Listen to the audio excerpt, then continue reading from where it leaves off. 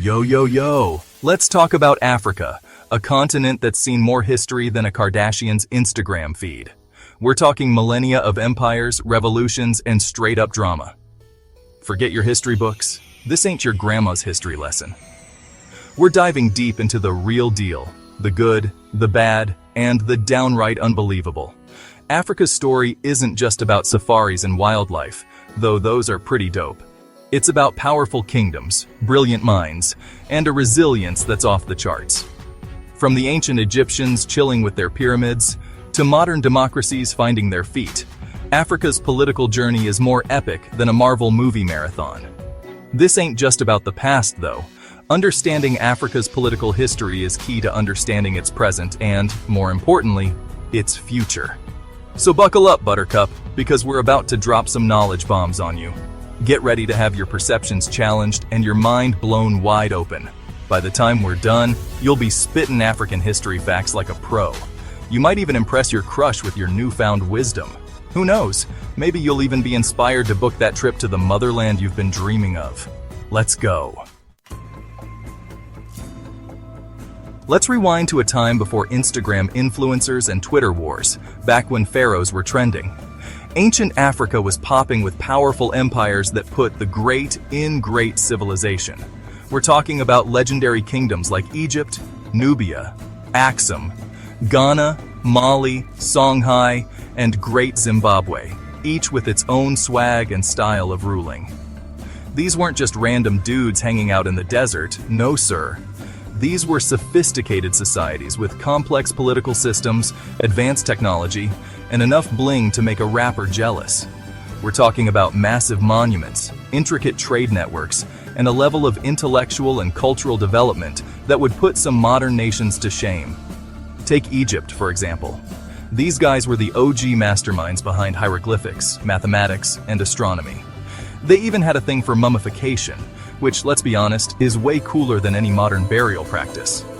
And don't even get me started on the pyramids. Talk about an ambitious construction project. These colossal structures have stood the test of time, showcasing the architectural genius and sheer determination of the ancient Egyptians. But Egypt wasn't the only game in town. Nubia, just south of Egypt, was another powerhouse. These guys were known for their fierce warriors, their mastery of archery, and their trade in gold, ivory, and even exotic animals. They even ruled over Egypt for a hot minute, showing the pharaohs who's boss. Nubia's influence extended far and wide, leaving an indelible mark on the region's history. The point is, ancient Africa was a melting pot of powerful kingdoms, each contributing to the continent's rich tapestry of political thought and governance. From the bustling trade routes of Ghana to the scholarly centers of Mali, each kingdom had its own unique flavor. These civilizations laid the foundation for the Africa we know today, a continent brimming with diversity, resilience, and an unshakable spirit. Their legacies continue to inspire and shape the modern world, reminding us of the incredible achievements of our ancestors. So next time you think of Africa, remember the grandeur of its ancient kingdoms and the enduring legacy they left behind. From art and music to science and governance, their contributions are woven into the very fabric of our global heritage. And as we move forward, let's celebrate and preserve this rich history, ensuring that future generations understand and appreciate the profound impact of these ancient African civilizations. Fast forward a few centuries, and things took a turn for the worse.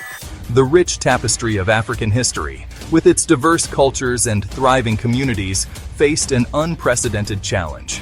Enter the Europeans, stage left, with their boats, their guns, and their insatiable appetite for resources, and, let's be honest, world domination. They came with promises of trade and cooperation, but their true intentions were far more sinister. It's like that friend who shows up uninvited, eats all your food, and then refuses to leave. Only in this case, the friend also decides to take over your house and make all the rules. Now, I'm not saying everything was sunshine and rainbows before the Europeans arrived.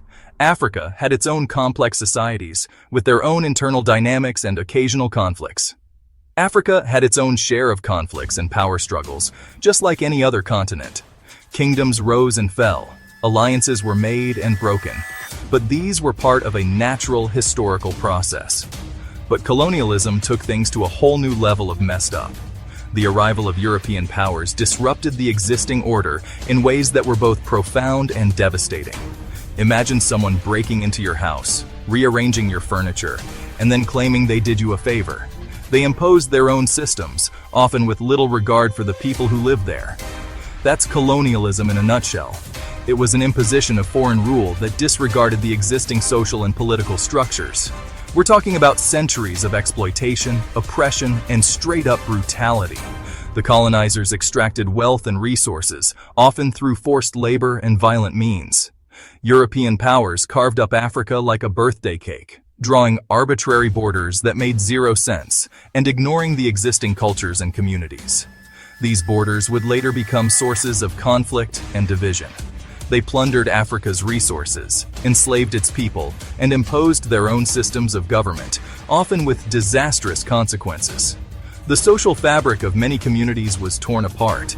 It was like a bad reality TV show, except the stakes were way higher than who got voted off the island. The consequences of these actions were far-reaching and long-lasting. We're talking about the loss of land, culture, identity, and countless lives. Many African societies resisted, but the cost was immense. The impact of colonialism on Africa is still felt today, from the lingering economic disparities to the ongoing political instability in some regions. The legacy of colonialism is a complex and painful chapter in Africa's history, one that continues to shape its present and future. Section 4. Drawing Lines in the Sand. The Berlin Conference. Let's talk about one of the biggest fails in history class. The Berlin Conference of 1884. Picture this. A bunch of European dudes in fancy suits sitting around a table, carving up Africa like it's a pizza delivery. They were making decisions that would affect millions of lives without any input from the people who actually lived there. No Africans were invited to this little party, even though it was their land being divvied up. Imagine having your house divided up by strangers while you're not even home. Talk about adding insult to injury. The decisions made at this conference had long-lasting repercussions that are still felt today. The Berlin Conference was basically a giant land grab, a free-for-all where European powers staked their claims on different parts of Africa. It was a blatant display of greed and disregard for the people who actually lived on the continent. They drew lines on a map, ignoring existing ethnic groups, tribal boundaries, and any semblance of common sense. These arbitrary lines often split communities and forced different groups to live under the same colonial rule. It was like they were playing a game of Risk, except the stakes were real lives. The casualness with which they made these decisions is staggering. This arbitrary division of Africa had devastating consequences. It wasn't just about land, it was about people, cultures, and histories being torn apart. It created artificial borders that divided communities, sparked ethnic tensions, and fueled conflicts that continue to this day. The legacy of these decisions is a continent that has struggled with unity and peace. It's like your parents deciding to split your bedroom with your annoying little brother, except on a much larger and more tragic scale. The impact was not just personal but societal, affecting generations. The Berlin Conference was a prime example of colonial arrogance and short-sightedness. The European powers were more interested in their own gains than the well-being of the people whose lands they were dividing. It's a stark reminder of the dangers of unchecked power and the importance of respecting the sovereignty of all nations, no matter their size or perceived importance. The Berlin Conference serves as a historical lesson on the consequences of ignoring the voices of the people most affected by such decisions. Section 5. Uhuru, the Winds of Change. But hold up, this story doesn't end with colonialism. Africans ain't the type to stay down for the count. After World War II, a powerful wave of independence movements swept across the continent. It was like the entire continent collectively said, "Nah, we're good, fam. Time to bounce." From Ghana to Algeria, from Kenya to Angola, Africans rose up to demand their freedom. It was a time of hope, of struggle, and ultimately, of triumph. Leaders like Kwame Nkrumah, Jomo Kenyatta, Nelson Mandela, and countless others emerged as icons of the liberation struggle. These movements weren't just about kicking out the colonizers, though that was definitely a priority.